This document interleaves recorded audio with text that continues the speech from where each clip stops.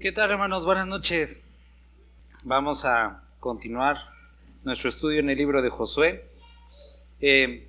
Hoy vamos a estar en el capítulo número 6 de Josué. Perdón, 7. Josué capítulo 7. Vamos a comenzar a leer. Dice: pero los hijos de Israel cometieron una prevaricación en cuanto al anatema, porque Acán, hijo de Carmi, hijo de Zabdi, hijo de Zera, de la tribu de Judá, tomó del anatema, y la ira de Jehová se encendió contra los hijos de Israel. Después Josué envió hombres desde Jericó, ahí, que estaban junto a Bet-Aben, hacia el oriente de Betel, y les habló diciendo: subid y reconoced la tierra. Y ellos subieron y reconocieron a Ahí. Y volviendo a Josué, le dijeron: no suba todo el pueblo, sino suban como 2,000 o 3,000 hombres, y tomarán Ahí. No fatigues a todo el pueblo yendo allí, porque son pocos. Y subieron allá del pueblo como 3,000 hombres, los cuales huyeron delante de los de Ahí.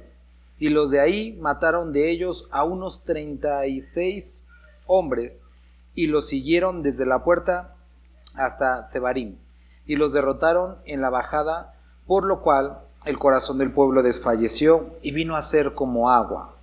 Entonces Josué rompió sus vestidos y se postró en tierra sobre su rostro delante del arca de Jehová hasta caer la tarde, él y los ancianos de Israel, y echaron polvo sobre sus cabezas. Vamos a orar. Padre, gracias te damos por que hoy podemos estar reunidos nuevamente, porque podemos estudiar.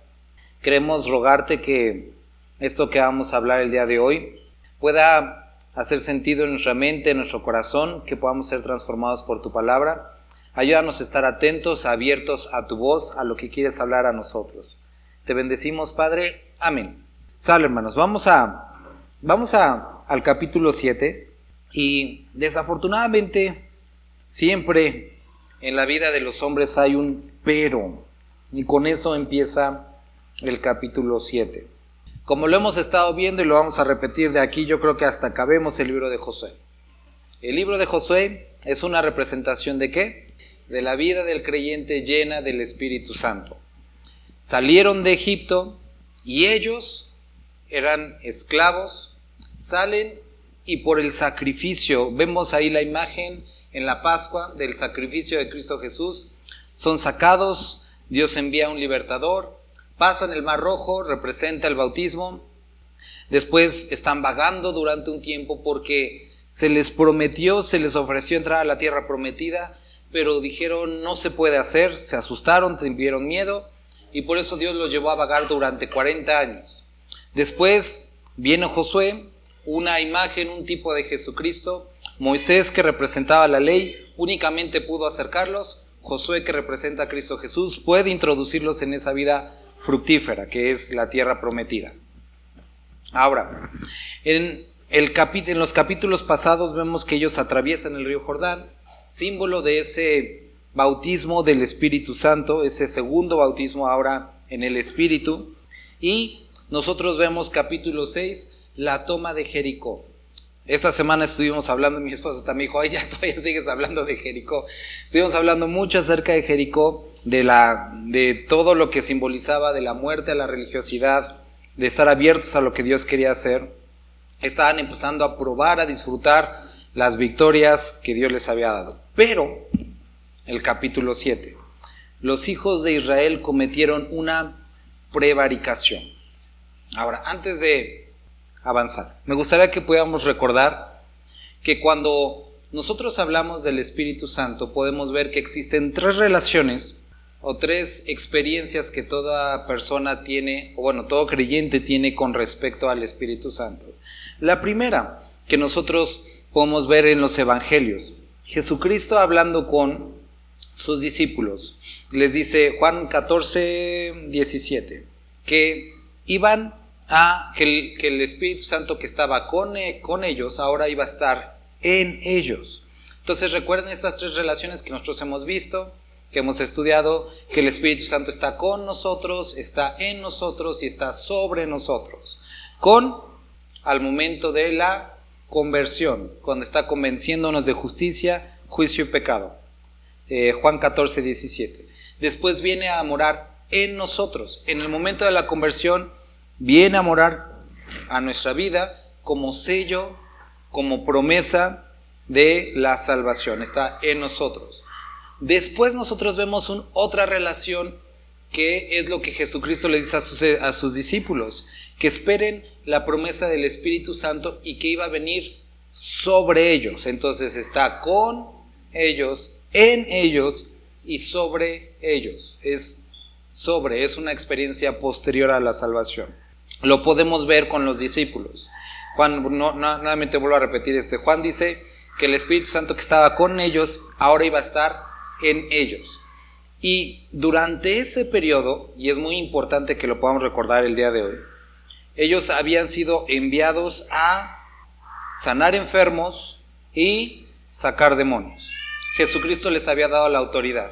Pero no es hasta que Jesucristo muere y resucita que se les aparece a sus discípulos y dice que sopla sobre ellos y les dice: reciban el Espíritu Santo. Porque era necesario que Cristo muriera y resucitara para que pudiera venir el Consolador. Que pudiera venir, la promesa del Espíritu Santo sobre ellos y sellarlos. Y después de eso les dice: ahora que ya tienen el Espíritu Santo, esperen la promesa de ese poder que había sido profetizado. Entonces, vuelvo a repetir, está con nosotros antes y durante la conversión, en nosotros cuando venimos a Cristo y sobre nosotros. Al mismo tiempo de que existen estas tres relaciones, que podríamos llamar tres relaciones positivas en las que disfrutamos del Espíritu Santo, existen tres relaciones negativas o cosas que nosotros podemos hacerle al Espíritu Santo. Una de ellas nosotros la podemos encontrar en Hechos capítulo 7, en el versículo 5, que es resistir al Espíritu Santo. Entonces el Espíritu Santo en la relación positiva está con nosotros durante la conversión, pero Pedro, hablando a las personas, les dice: ustedes han resistido al Espíritu una y otra vez.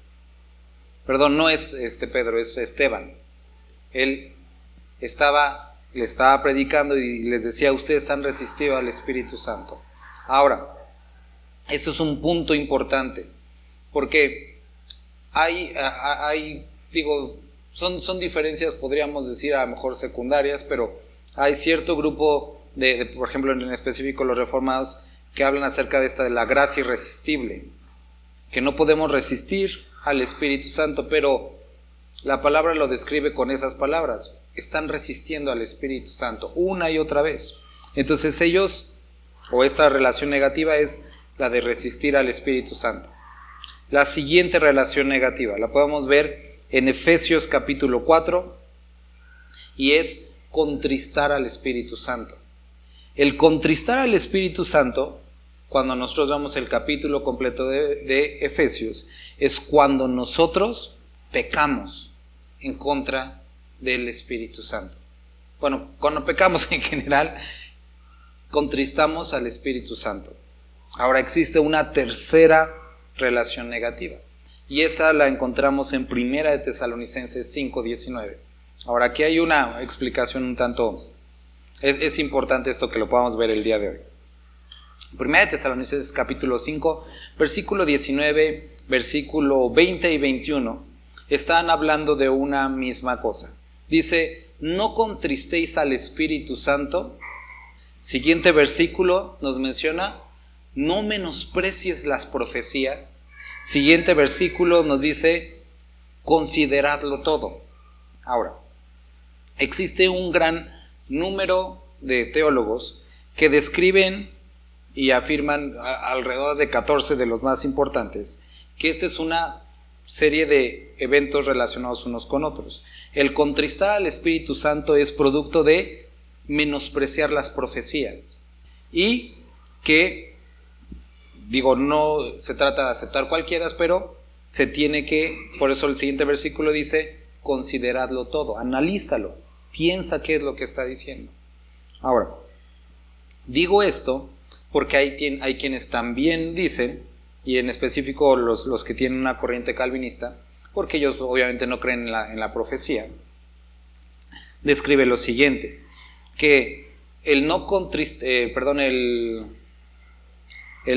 apagar el Espíritu Santo, que es esta tercera relación, no tiene que ver necesariamente con negar la profecía, que es una parte, pero que no tiene que ver. Ahora, es importante que notemos esto. El contristar al Espíritu Santo y el apagar al Espíritu Santo son cosas que pueden tener el mismo origen, pero el contristar es lo que el Espíritu Santo, cómo reacciona a él, y el apagar es lo que nosotros hacemos para que él se contriste. El apagar el Espíritu Santo o el fuego del Espíritu Santo, como muchos lo describen esto, es cuando nosotros pecamos también, cuando desobedecemos también, pero también como lo menciona este mismo versículo. Vamos a leerlo, vamos a 1 Tesalonicenses para que nos quede claro lo del día de hoy. 1 Tesalonicenses. Lo que está sucediendo es algo similar a lo que estaba pasando en la iglesia de Corinto. En Tesalónica, debido al mal entendimiento acerca de las profecías de que Cristo venía pronto, ellos habían dejado algunos de trabajar, algunos de hacer lo que era importante, etc. Y Pablo en Corintios le dice, oigan, sé que han tenido malas experiencias con los dones, pero eso no quiere decir que los dejen de usar. Y en Tesalónica dice, sé que ustedes han tenido malas experiencias con aquellos que profetizan, no quiere decir que lo dejen de practicar.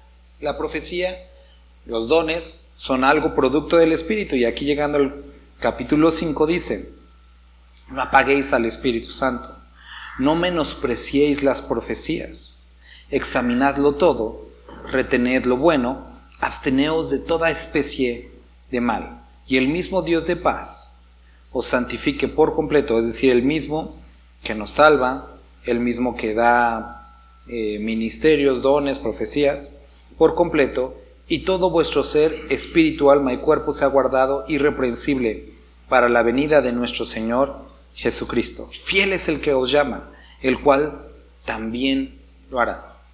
Entonces, quiero que noten que este capítulo, pudiéramos decir, bueno, son dos cosas separadas, porque en español tenemos un punto, pero recordemos que todo esto está en contexto. Y algo de lo que vemos constantemente en Tesalonicenses es esto, un mal entendimiento que tenían acerca de las profecías y en algunos casos el abuso hacia ellas.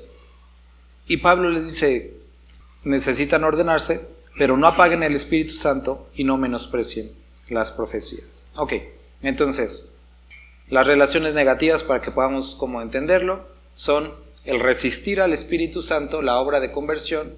Y eso podríamos hablar de otro asunto que también podemos ver en el Nuevo Testamento, que es la blasfemia al Espíritu Santo, cuando alguien resiste, cuando alguien menosprecia o niega la obra del Espíritu Santo, que es la que nos lleva a la salvación, y por lo tanto se cae en esta condición del pecado imperdonable, no porque Dios ya no nos ame o ya no quiera o nos niegue la salvación, sino porque es imposible por otros medios ser salvos si no es por Cristo Jesús. Entonces, resistir la obra del Espíritu Santo. Hechos capítulo 7. Efesios capítulo 4, contristar al Espíritu Santo. Y ahí podemos encontrar, lo contristamos pecando, desobedeciendo, negando la eficacia de todo. Y Tesalonicenses es el apagar al Espíritu Santo. Tesalonicenses capítulo 5. Ahora, ¿por qué y qué tiene que ver con esto? Vamos a leer. Capítulo 7. Pero los hijos de Israel cometieron prevaricación en cuanto al anatema, porque Acán, hijo de Carmi, hijo de Sabdi, hijo de Sera, de la tribu de Judá, tomó del anatema, y la ira de Jehová se encendió contra los hijos de Israel. Capítulo 6 nosotros habíamos visto que Dios les pide, no tomen nada de lo que encuentren en Jericó. Todo lo que es de bronce, plata, oro, metales, fundición, hierro, todo es para mí, era su diezmo. Era la primera cosa que conquistaban, era para Dios. Y todo lo demás lo tenían que destruir. Por eso dice del anatema. Ahora quiero que noten que la palabra que encontramos aquí dice, pero los hijos de Israel cometieron una prevaricación en cuanto al anatema. Cuando realmente, ¿quién fue? Uno, pero pagó toda la nación. Y podríamos decir, bueno, eso es injusto. ¿Por qué toda la nación tendría que pagar por el pecado de una sola persona? Y ahorita digo, si ya conocen la historia, saben que también su familia pagó. Ahora quiero que aquí podamos reflexionar en lo siguiente. El pecado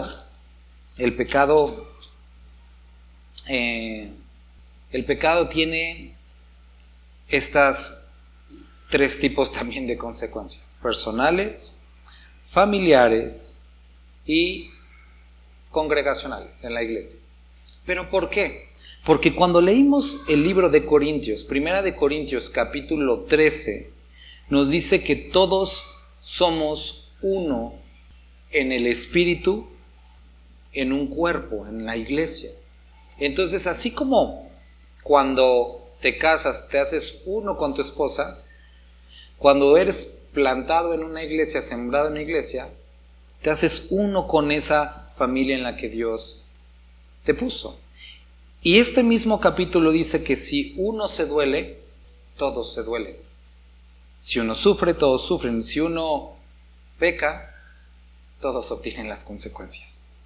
Ahora, ¿cómo es que nosotros podríamos o tendríamos o podemos hacer para evitar este tipo de cosas? Lo vamos a ver un poquito más adelante, pero nada más quiero que lo podamos tener en la mente. Después Josué envió hombres desde Jericó hasta ahí, estaba junto a Bet-Aven, hacia el norte. Entonces manda hombres a espiar a la ciudad de ahí. Los espías le dicen, ¿sabes qué? Son bien poquitos, no hace falta que vayamos todos, unos 2,000, 3,000 personas, lo conquistamos de volada. Los envía, resulta que no, mueren 36 personas, los corretean, regresan y Josué se entristece, se van delante de la presencia del Señor, rompen sus vestiduras y dicen, ¿por qué? Y Josué dijo, versículo 7, ¿lo puede leer alguien? Recuerden, lo que nosotros estamos viendo en el capítulo 6 es que Dios les quiere enseñar que Él es el quien guía en la batalla. Jesucristo es el que guía en la batalla. Entonces, en esta vida, también lo leímos, que Dios les había dado la tierra, pero ellos tenían que poseerla, así como Dios nos ha dado promesas, pero tenemos que poseerlas. Pero tenemos que entender que es a través de su dirección y de la obediencia a Él. En el capítulo 7 encontramos el contraejemplo de esto. Vemos a un Josué, y podríamos enfocarnos en que es únicamente el pecado de Acán, pero vemos a un Josué que falla en tomar el consejo de Dios. Porque cuando nosotros leemos el libro de Números, por ejemplo, a ver si no lo tengo por acá. Números. Cuando nosotros leemos el libro de Números, capítulo 27, versículo 18, cuando Josué es ordenado, es levantado como sucesor de Moisés, como persona responsable, se le pide a Josué, y se lo pide Moisés, y lo pide Dios, que Josué se presente delante del sacerdote para su salida, para su entrada, y que no salga si el sacerdote no le dice que salga, y no regrese si el sacerdote no le dice que regrese. En otras palabras, tenía siempre que pedir en cada decisión militar el consejo de Dios. Tenía que acudir, podríamos decir, a la profecía, a la palabra, a lo que Dios hablara. Entonces, ¿qué es lo que nosotros estamos viendo aquí? El primer pecado, está el pecado de Acán, pero él pudo haber librado al pueblo del pecado de Acán si Josué hubiera preguntado por dirección. La falta de cercanía de Josué a la palabra, al consejo del sacerdote, produjo que él no pudiera ver qué es lo que había sucedido con Acán. ¿Sale? Entonces, aquí hay un versículo que espero que nos ayude para entender lo siguiente. Josué dice, ay Señor, versículo 7, Jehová, ¿por qué hiciste pasar a este pueblo el Jordán? Para entregarnos en las manos de los amorreos, para que nos destruyan. Ojalá nos hubiéramos quedado al otro lado del Jordán. Josué estaba experimentando las consecuencias del alejamiento de Dios para con el pueblo y el estar vulnerables al ataque de los pueblos vecinos. Recuerda que Josué es un prototipo, es una imagen en algunas áreas de Jesucristo. Cuando Jesucristo estaba llevando nuestro pecado en la cruz del Calvario, dice palabras similares. Dios mío, ¿por qué me has abandonado? En una forma de recordatorio de imagen para cada uno de nosotros, cómo se siente estar alejados de Dios, lo que el pecado produce. Ahora, por eso estábamos hablando de estas tres relaciones. Quiero que nos saltemos tantito y para que nos quede más claro, vamos al último capítulo de Josué. Josué capítulo 24 y 23 hablan de lo mismo. Y en el 23 dice, sabed que Jehová vuestro Dios, desde el 12, porque si os apartareis y os uniereis a lo que resta de estas naciones, que ha quedado con vosotros, y si concertareis con ellas matrimonio, mezclándoos con ellas, y haz con vosotros, sabed que Jehová vuestro Dios no arrojará más a estas naciones delante de vosotros, sino que os serán por lazo, por tropiezo, por azote para vuestros costados, y por espinas para vuestros ojos, hasta que perezcáis de esta buena tierra que Jehová vuestro Dios os ha dado. Entonces, ellos estaban experimentando lo que se sentía las consecuencias de estar alejados de Dios. A ver, si nosotros estamos hablando que esto representa la vida del creyente lleno del Espíritu Santo, capítulo 7 representa la misma vida del creyente, pero cuando ha contristado y apagado al Espíritu Santo, cuando por pecado, por falta, por menospreciar la profecía o la palabra de Dios, ha dejado a un lado lo que Dios le pidió. Consúltame, pregúntame qué es lo que tienes que hacer. Y entonces, ¿qué es lo que experimenta? Vamos a utilizar esta palabra que sabemos que siempre está con nosotros porque es una promesa. Pero sé que tú, a lo mejor, como yo lo hemos experimentado, como Jesucristo a forma de imagen lo experimentó. ¿Por qué me has abandonado? Dios nunca nos deja. Jesús prometió, yo nunca los va a dejar.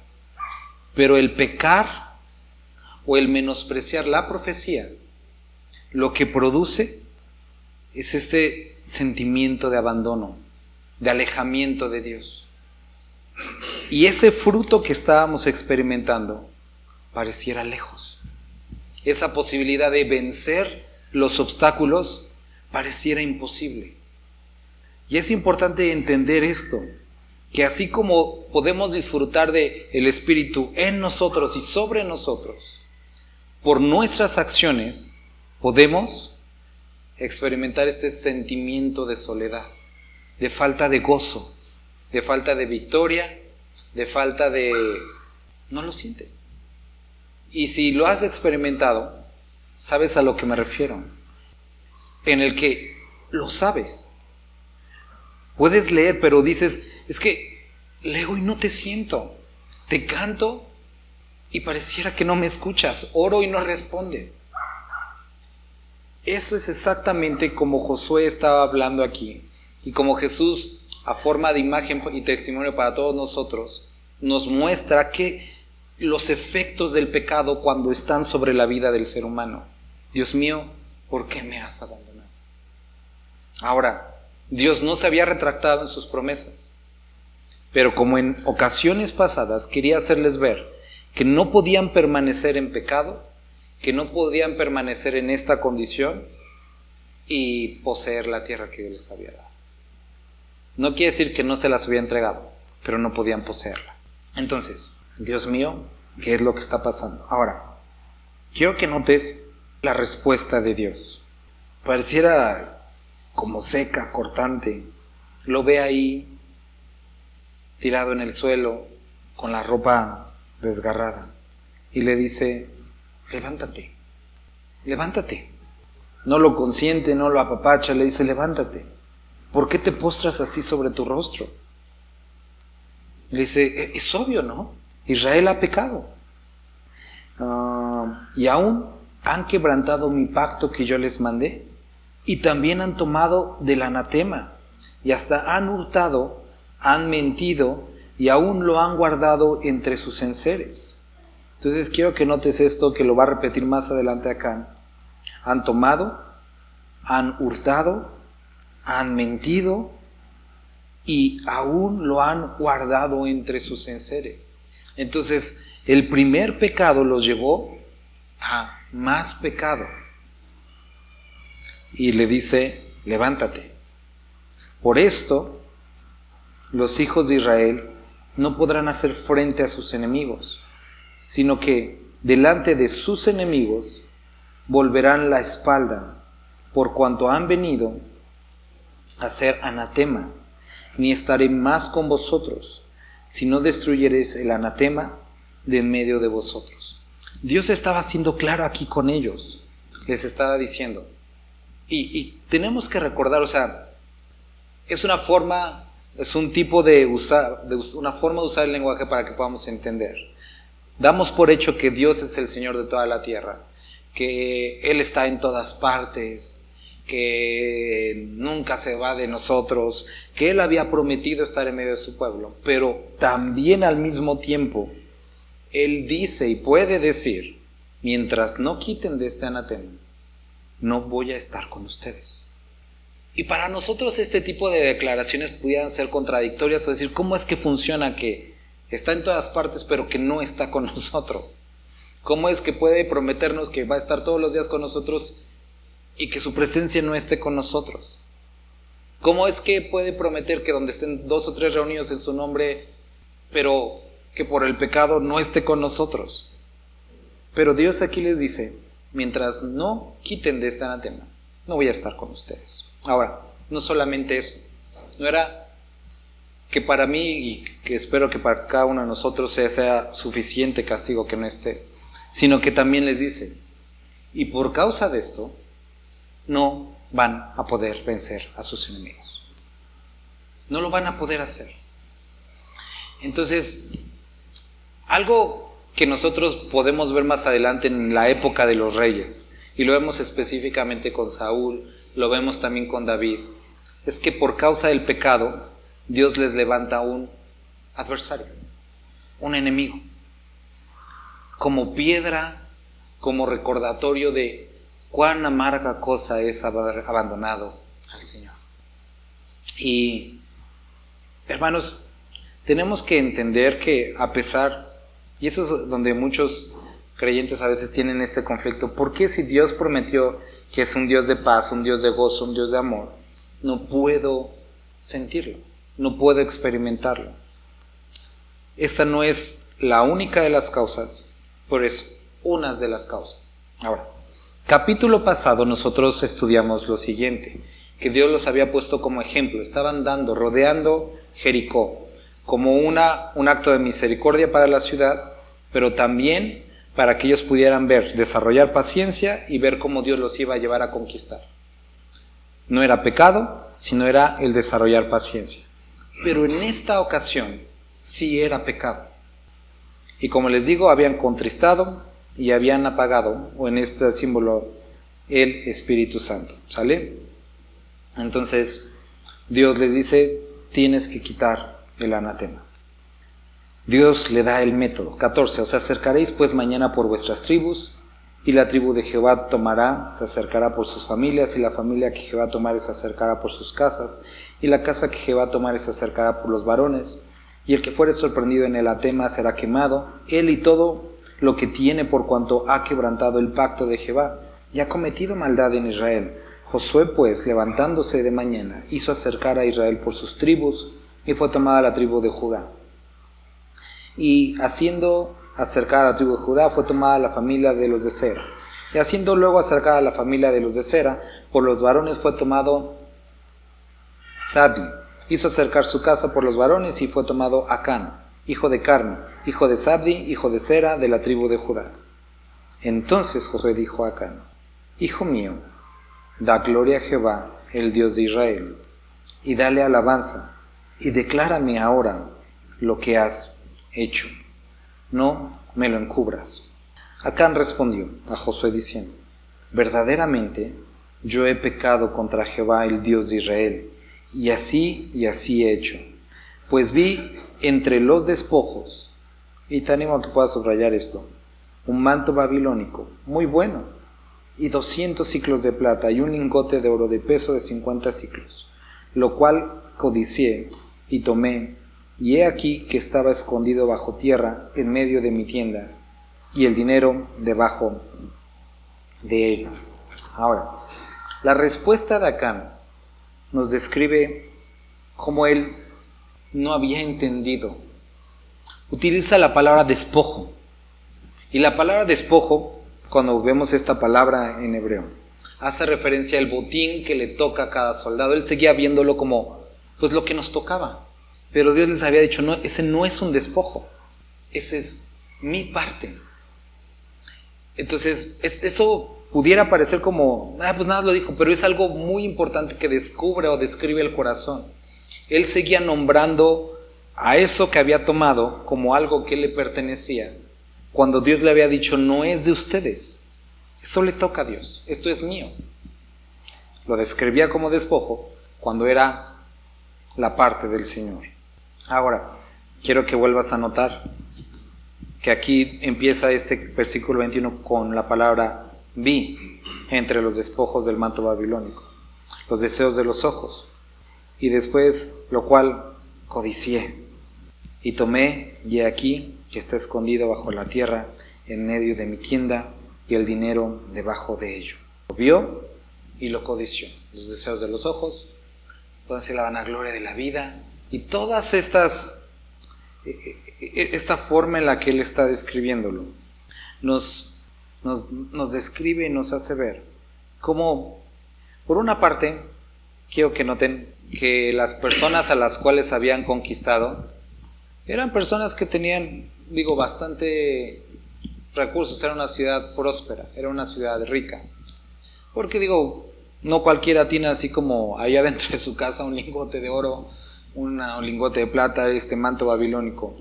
Y él lo vio y pensó que por él trabajar, por él haber tomado la ciudad, él merecía esto. Había la parte que Dios había dicho que no, pero él lo había tomado. Ahora, Josué entonces envió mensajeros, los cuales fueron corriendo a la tienda, y aquí estaba escondido en su tienda y el dinero debajo de ello. Y tomándolo en medio de la tienda lo trajeron a Josué y a todos los hijos de Israel y lo pusieron delante de Jehová. Entonces Josué y todo Israel con él tomaron a Acán, hijo de Sera, el dinero, el manto, el lingote de oro, sus hijos, sus hijas, sus bueyes, sus asnos, sus ovejas, su tienda y todo cuanto tenía, y lo llevaron todo al valle de Acor. Y le dijo Josué: ¿por qué nos has turbado? Túrbete Jehová en este día. Y todos los israelitas los apedrearon y los quemaron después de apedrearlos. Y levantaron sobre él un gran montón de piedras que permanece hasta hoy. Y Jehová se volvió del ardor de su ira, y por esto aquel lugar se llama el Valle de Acor hasta hoy. Entonces, como mencionábamos hace un momento, existen 3 consecuencias o 3 áreas de consecuencias para el pecado. Una, la personal, la familiar y la congregacional. Ya describimos la personal, pues es bastante obvio, ¿no? La paga del pecado es muerte. Ahora, ¿cómo es que en lo personal podemos nosotros librarnos de estas consecuencias o librarnos de esto? La respuesta es bastante sencilla: el arrepentimiento. Nosotros, quiero que veamos, aquí hay una diferencia entre Josué y Acán. Ambos habían desobedecido a Dios, y el pecado de ambos había llevado a que no pudieran conquistar, y a la muerte de 36 personas. Pero en el caso de Josué, se arrepintió, se tiró al suelo, desgarró su ropa, hubo un arrepentimiento genuino. En el caso de Acán, todo este proceso que se siguió y no hubo una confesión, hasta que le dijeron, ya nos dijo Dios, eres tú. Ya no era una confesión, lo habían cachado en el pecado. Y Proverbios capítulo 28 en el versículo 13 nos dice que el que confiesa su pecado avanza, progresa, alcanza misericordia, pero el que no. Entonces, quiero que podamos entender esto, hermanos. Si estamos viendo en el libro de Josué cómo se puede ver la vida del creyente fructífera, y aquí estamos en esta parte viendo que puede haber algo que nos lleve a no poder poseer, no poder disfrutar y vivir una vida apagada en el Señor. Y estamos viendo que una de las razones que nos pone Tesalonicenses, el menosprecio de la profecía, en Efesios el pecado en general. Efesios habla mucho acerca de la inmoralidad, pero obviamente es el pecado en general. Tenemos que considerar en nuestras vidas que si en lo personal hemos experimentado esa falta de la presencia de Dios, puede ser algo de esto. Y tenemos que pedirle perdón y alcanzar esta misericordia.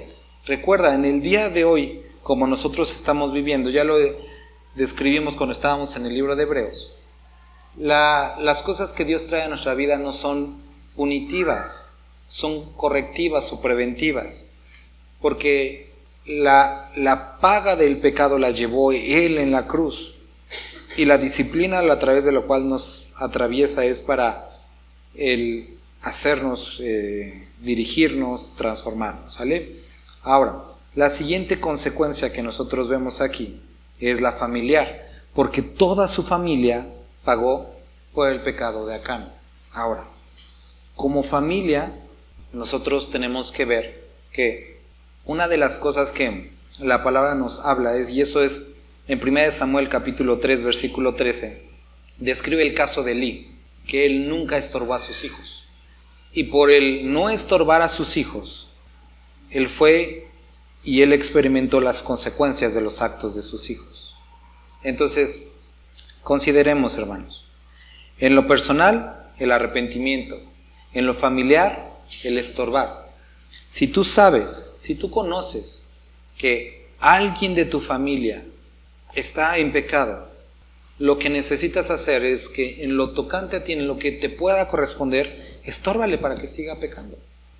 Que no seas tú un extra para que él pueda continuar en esa carrera.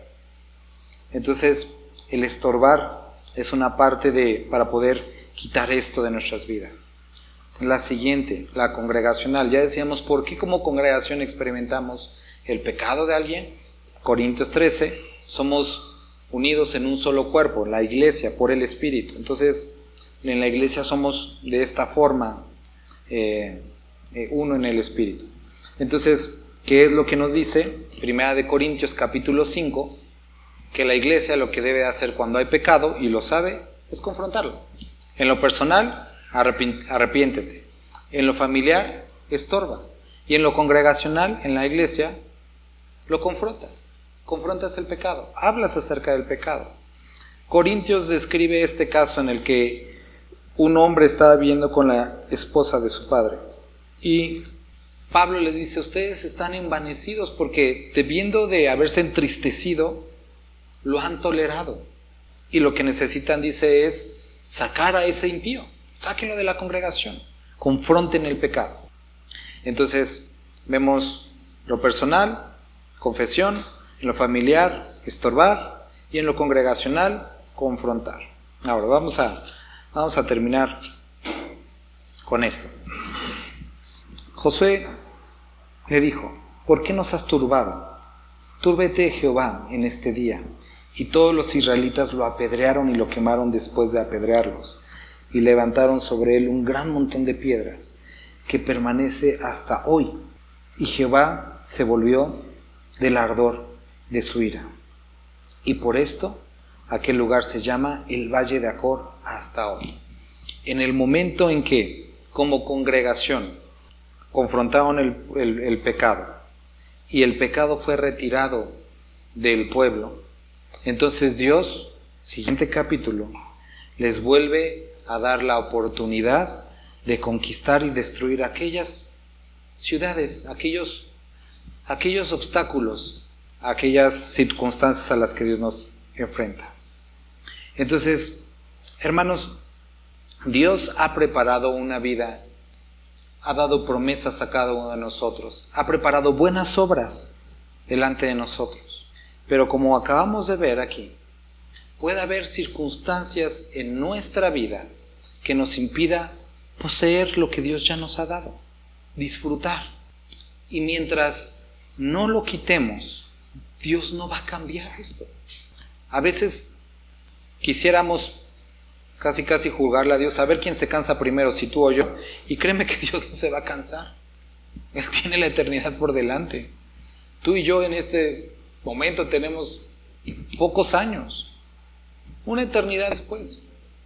Pero la vida aquí y la forma que podamos experimentarla y vivirla puede ser atenuada por nuestras decisiones, por nuestro pecado, por contristar al Espíritu, por resistir al Espíritu o por apagar al Espíritu.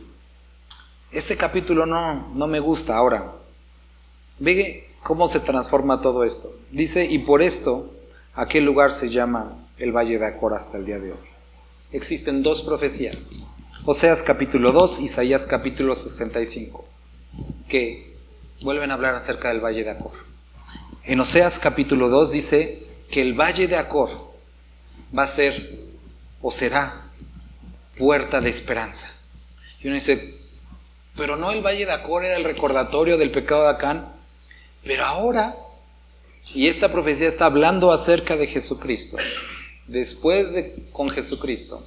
En Isaías dice que el Valle de Acor ahora va a ser un lugar en el que podrán pastar ganados, un lugar de ovejas, un lugar de vacas, es decir, un lugar ahora fructífero. Y decimos, ¿cómo es que esto puede hacer? Cristo llevó el pecado sobre él en la cruz. Y a diferencia de Acán, nosotros no tenemos por qué quedar así. Tenemos la oportunidad del arrepentimiento y de poder volvernos a Él. No debemos de vivir una vida pobre, atenuada en el espíritu, porque Dios diseñó una vida vibrante, fructífera para nosotros. Si nosotros hoy escuchamos esta palabra y nos arrepentimos, Él puede cambiar y, como vamos a ver en el siguiente capítulo, poder experimentar la victoria sobre aquellas cosas que pues nos luchan contra nosotros. Vamos a orar. Padre, gracias te damos por este capítulo que pudimos estudiar el día de hoy. Queremos rogarte, Dios, que, Señor, si hubiera algo en nuestro corazón, si hubiera algo en nuestra vida, en nuestro pensamiento, que está impidiendo que nosotros caminemos en esta manera fructífera en ti, Señor, puedas mostrarlo, puedas confrontar a cada uno de nosotros y que podamos hacer aquello que te agrada, Padre. Te lo rogamos, Dios, en el nombre de tu Hijo Jesús. Amén.